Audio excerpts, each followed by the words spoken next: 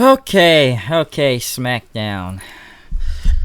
This show, man, I swear it's been a day. It's been a day for me. I'm just so pissed off at so much stuff right now. Mostly this damn city for the bullshit I've been seeing on the news. But hey, that doesn't matter what's going on in Chicago. I just see a lot of bullshit that doesn't need to be happening. But yeah, I don't know. It's like reverse stuff going on around right now. Some stuff that's should be happening, but then stuff that should not be happening, and I just feel like I see a lot of too much bullshit on the news. But other than that, Smackdown tonight. What do we have for Smackdown? Because, was this better? Could it got me in a better mood? Because, hey, my G1 brackets are all messed up right now. I'm not going to get into that, but I feel like I'm getting pissed off at that. But Smackdown, what was tonight, huh? As a lot of people shitted on Raw last night, and they said this is the Paul Heyman era of that show. We go to Smackdown, and I guess Bischoff. Now is Bischoff here until now? Bischoff doesn't come till after SummerSlam, or was it after Extreme Rules, or maybe it's tonight with Bischoff. I think it's official with him, but yes, Smackdown. No. Where do we go here in Massachusetts, huh? We pretty much kick off the show. Shane McMahon, a bunch of security guys were waiting backstage for Kevin Owens. Pretty much Shane said, you got to go. All right, there's going to be a town hall meeting tonight to air the grievances. But Shane gave Kevin Owens the night off then. So Shane McMahon is back, not really selling any type of injury from what happened with The Undertaker and Roman Reigns from last Sunday, which they did play the whole video thing, but Shane was pretty much okay. Yeah, he didn't show up on Raw. That was the only, I should say, a positive a lot of people saw, because he wasn't there. But hey, Shane's back on SmackDown again in full force. Greg Hamilton does his best in the world thing, which was longer than usual. I love the best in the world thing. I don't know why. I just love it for some reason.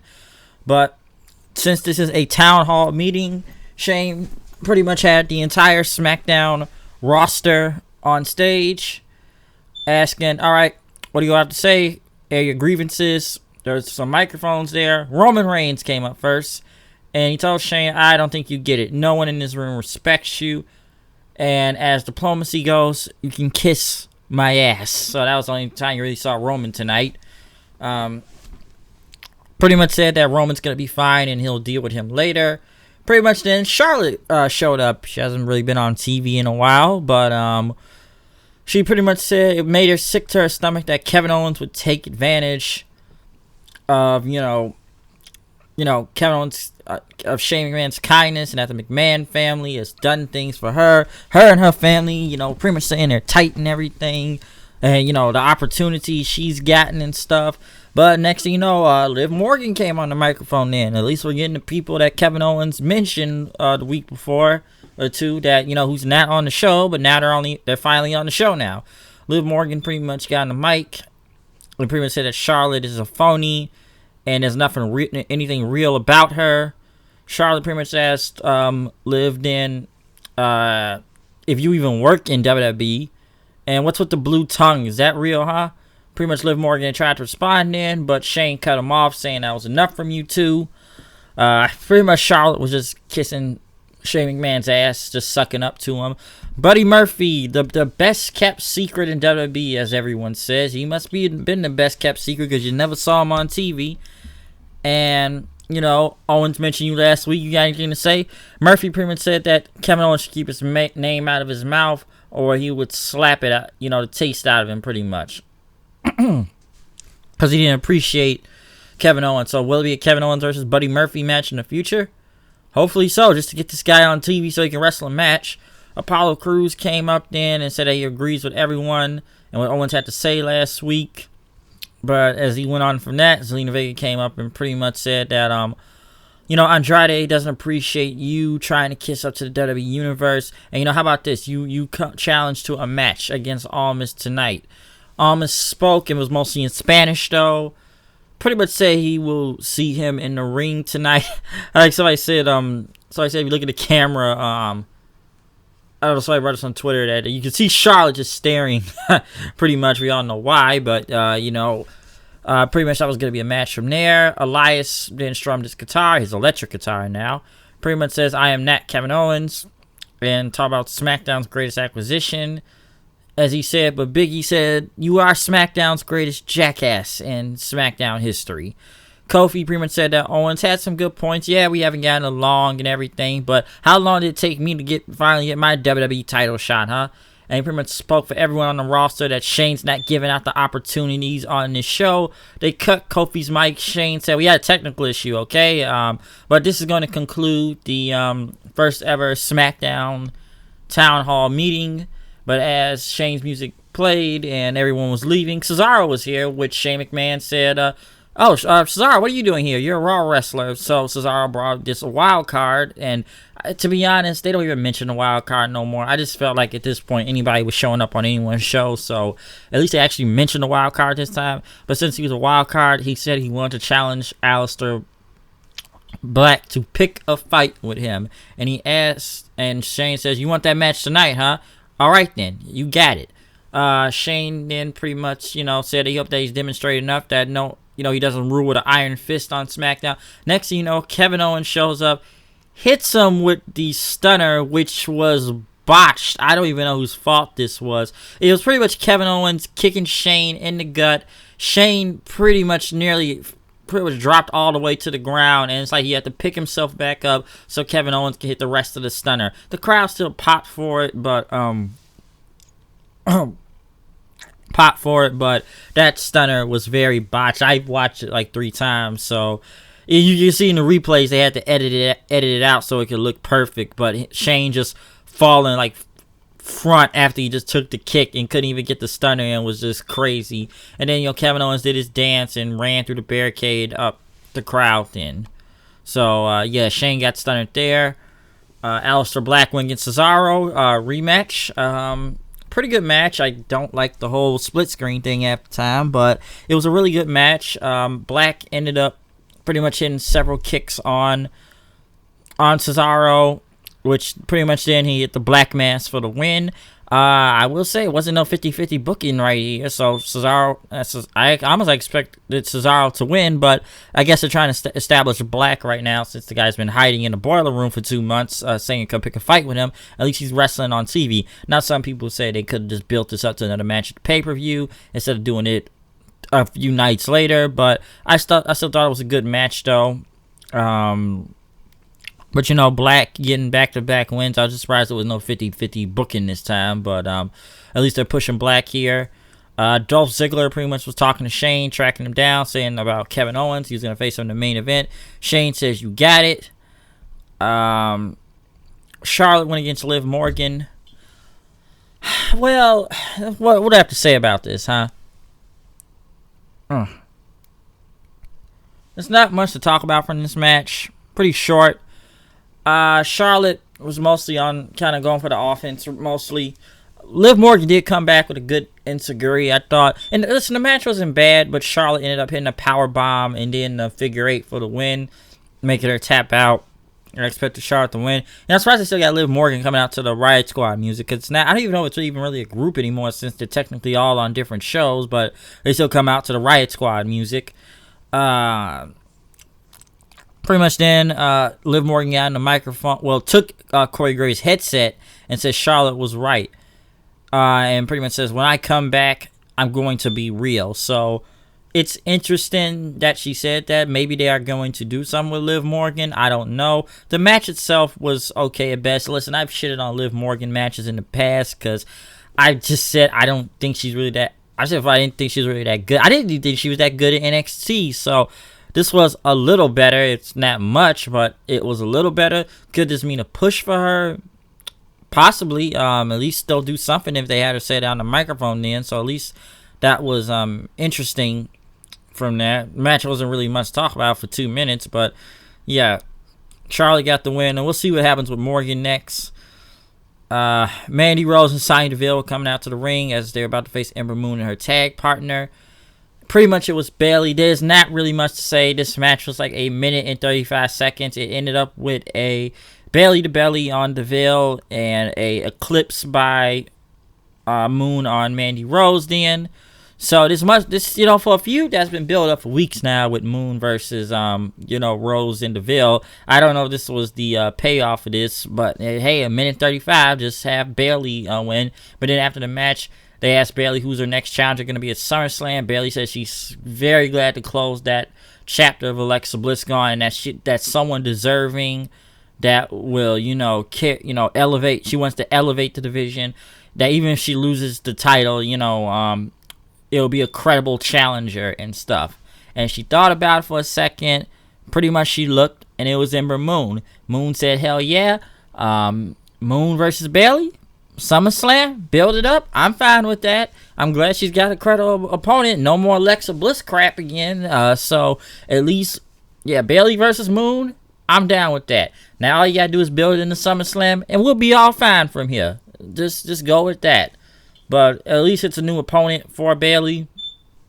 So we'll see what happens with her and Moon throughout the coming weeks. But I'm just glad someone finally different. At least we'll see probably a great match from Bayley and Ember Moon. So looking forward to that. Cher Schreiber was talking to Shinsuke Nakamura after he won the Intercontinental Championship on Sunday. Nakamura said he's now free to rain down chaos. But when he turned around, Mustafa Ali was there smiling. He just said, congratulations, champ. So, Nakamura and Mustafa Ali. Nakamura and Mustafa Ali. Okay. It's better than have Ali cut his Batman promos, but we'll see where this goes with these two. It's an interesting match. It could be really great. So, at least Mustafa Ali is looking he's going for something. Now, it's kind of odd. He's going for the Intercontinental title when this guy hasn't been on TV. But I can't really say the same thing with Nakamura because he just came back on TV and he has the Intercontinental title now. But pretty much after that, the New Day came out. All dripping in gold right now. Kofi made sure the mic was working. And that Woods called him the Simon Phoenix because he has demolished the Samoa submission machine, Samoa Joe. And pretty much says, hey, man, let's talk about y'all winning those tag titles now, okay? And, pretty much said that, we are African-American leprechauns, and at the end of the rainbow, they got a lot of gold, but they got that white gold right there. The tag belt's a white gold, though, but hey, that's gold for you. And pretty much then Big E assumed that, all right, Daniel, just come out so you can challenge us for the tag titles. And one great, smart thing Big E did say, though, was, and I'm sure anybody could agree on this. Stop doing that licking the ice, going in the store, licking the ice cream challenge, okay? That's disgusting. It's nasty. And I don't know what any of these people are trying to prove by doing that on the internet. The whole licking the ice cream and putting it back in the damn freezer it's horrible, okay? And that almost doesn't even make me want to buy ice cream because I don't know if somebody would do that if I buy some ice cream and they did some nasty shit like that. But Big E dropping a big fact right there. I got no problem with that. Stop going around filming yourselves licking ice cream and putting it back. What are you trying to prove? To get views or something? It's fucking stupid. I don't understand half these challenges they keep doing nowadays, okay? But pretty much then Daniel Bryan did come out, though. He didn't say anything. He left, and he was going to speak again, but he just turned backstage since, they kept saying Daniel Bryan, this big announcement that was going to alter his career, but he pretty much left in after that. People chanted New Day rocks. Pretty much then Samoa Joe came out then, wondering why he was still in the ring and stuff. And, since, you guys are giving it's Christmas in July right now, y'all want to give out title shots and stuff. How about this? I want my WWE Championship match tonight, okay? Elias came out then, pretty much says you had your chance at Extreme Rules and it didn't work out. Pretty much says Elias wanted a shot. Randy Orton, who was just in a title, who pretty much had somewhat of a title opportunity last night in that Battle Royale, it's now he wants the WWE title. Wasn't you just almost fighting for the Universal title last night? But now he wants the WWE Championship now. So, yeah, just let's give Randy Orton title shots even though he hasn't been on TV. Pretty much then Orton said, pretty much he said he would take out Kofi because, the three most dangerous letters in the WWE RKO. Big E pretty much said that, they could give everybody title shots, so we're going to have a huddle, the champions huddle. Only they could be involved. And they pretty much says, we're going to have a 6-man tag player. 6-man player? Okay, player. Let's do Teddy Long impressions, player, since he was always making tag matches on SmackDown. And Orton said, 6-man? Nah, I'm good. Which I don't blame him, because I'm not doing these 6-man tags again.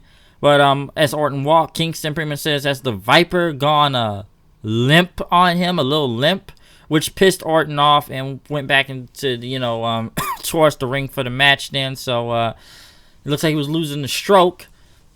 But the tag team match wasn't bad, I will say that. Because ended up with it was like a Trouble in Paradise on Elias, which did not really look that good, I felt like. But then Orton hit an RKO, pinning the WWE Champion, which was very interesting. So I'm already seeing people now saying that it will be Randy Orton versus Kofi Kingston at SummerSlam. Since he did pin the champion right here, he must be next in line for the title. Now, I'm sure people are already saying Randy Orton's going to win because they got to move to Fox in October. And to what I'm hearing, they said they need Orton as the champion. I don't know how true that is. I would like it if Kofi, at least Kofi as of now, I should say a bigger challenger now against Randy Orton and stuff. Now, if he beats Orton, I got no problem with that, but a lot of people are already saying now that Orton's going to win the title at SummerSlam and take out Kofi, but he's most likely next in line for the title since he pinned the WWE Champion here, so some say it's probably Kofi's biggest defense going against Orton, but I can see this match happening at SummerSlam. I don't know about Orton winning, though. People are already saying that because of Fox, but I don't know. Carmelo was looking for truth. He was hiding in a washing machine. I swear it's like whack-a-mole with him every week hiding and stuff. But pretty much he was stuck and he couldn't get out. Carmelo says, how about this? Why don't you go to Comic-Con? Truth said, man, listen, man, I ain't getting a call this time. I done paid my debt to society. I done did my community service. The dude must have been in jail at one point. But pretty much said, Comic-Con, you just got to dress up. Okay, so I guess they're going to go to Comic-Con with this title now.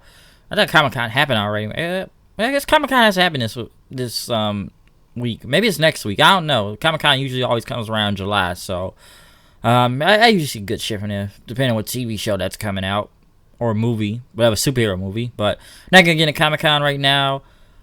Oh boy, the Iconics versus the Kabuki Warriors, who got no entrance, by the way. Asuka and Kairi Sane. For the women's championships that I forget they even have these damn belts. And this was really nothing to talk about, and it was ridiculous. Match was like, what?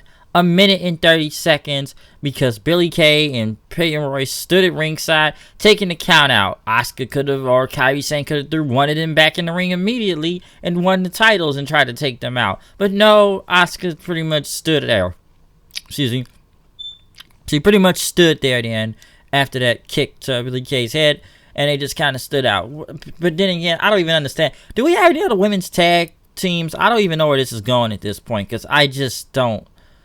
These belts, this division, or the titles are dead to me. They've almost become irrelevant. So it's like you just don't really care. And the way how they just did this whole match was just ridiculous. And this was a title match too, might I remind you that. A title match that was a minute and 30 seconds.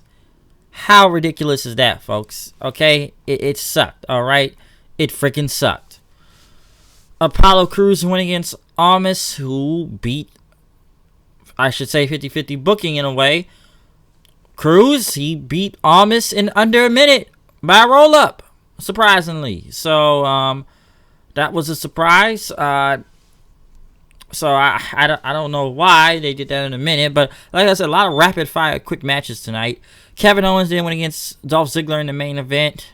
Pretty much throughout this match, Shane McMahon and pretty much half the SmackDown roster, the B Team, Nakamura, McIntyre, AOP, Buddy Murphy, Almas, Elias, Joe, Cesaro, Shelton Benjamin, and others were all out there at ringside. Pretty much Ziggler was about to win. He had threw Owens back outside. Outside and everything. He pretty much got out of the ring. Owens, like I said, Ziggler tried to go for a super kick, but like I said, Owens, he pretty much gave Owens was about to get the win because pretty much Ziggler doing his best Shawn Michaels impression, trying to do the super kick. Owens dodged it, stunner. He had the pin. Shane rolled him out the floor. Pretty much he got stunnered then after that. And, well, at least the stunner connected this time. And it wasn't botched like early in the night. And Kevin Owens pretty much ran for the hills as all the heels chased him. And as Shane was on the ground and McIntyre was helping them up, Caleb Braxton asked him, like, what did you think about what happened? You just took 2 stunners tonight. Shane pretty much says that he's going to pay. Owens is going to pay. All right, he's gonna pay, and that was the end of the show right here. So the main event ended in no contest. I guess the Shane and Kevin Owens feud continues, even though I swear Shane is in so many feuds right now. It's hard to name all of them, but I don't know. This match was kind of whatever. I thought the Town Hall thing was at least a little bit interesting. I will say that. At least it just set up feuds and matches for later on in tonight. Now, I wish they would have gone in rapid fire finish. That tag team women's match was just garbage. Why was it even on TV? Almonds versus Cruz. I don't even know why that was under a minute. Black and Cesaro was good for what it was. I thought it was great as a pay-per-view one. Not as great as pay-per-view, but it was still a good match, though. I did enjoy that. Like I said, the Town Hall, maybe they're doing something with Liv Morgan now. At least we're seeing some of these people you don't see, like Liv Morgan and Buddy Murphy. So hopefully we see something from that. Or maybe we'll see Buddy Murphy versus Kevin Owens next week. I don't know. I'm just taking a guess here, people. So